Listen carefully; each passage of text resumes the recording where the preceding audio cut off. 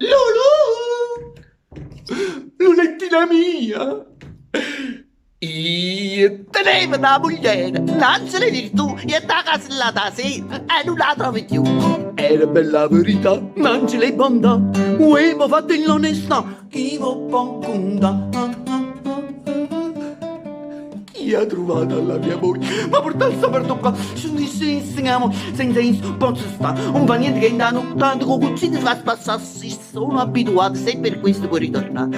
Poi mi ritorno poi che qua c'è passato, quello poverino non conosce le strade dappertutto, vuole essere accompagnato, l'altra volta ci è mancato insieme a qualche giornata, ma molto al momento che se n'è andato sono passate già 2 settimane, io per questo sto preoccupato, e tutte le guardie ci spiate, sì.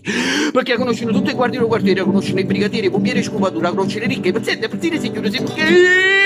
volevo tanto bene, ma non si può dire, ma me ne sono tutte, non sia già stato così. Qualche lunarite già, piensa in baccalà, che le si sta raspassato, che piangia fa.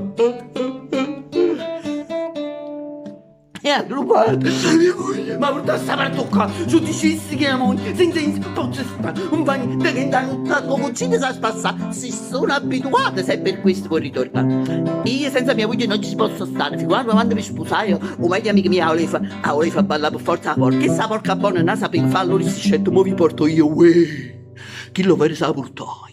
Però pure io non vado tornare a letto. L'altra sera invece mi ritiro, invece di trovare mia moglie un biglietto su cui stava scritto: mio caro Bellino, con molto piacere ti fa sapere che questa sera non mi ritiro, non stati senza pensiero, perché appena vengo torno, firmato tuo affezionatissimo Lulu Cornaglia, per questo è il mio casato, perciò se lo vedete cielo dite che senza essere un po' sensato, sì, perché se non sapete, si chiama Lulu, tiene l'occhio, un naso e la bocca ed ha la vesta blu, anzi mi fa capire, ma non vi sbagliate. Dai, non è così, io coppa panzacca.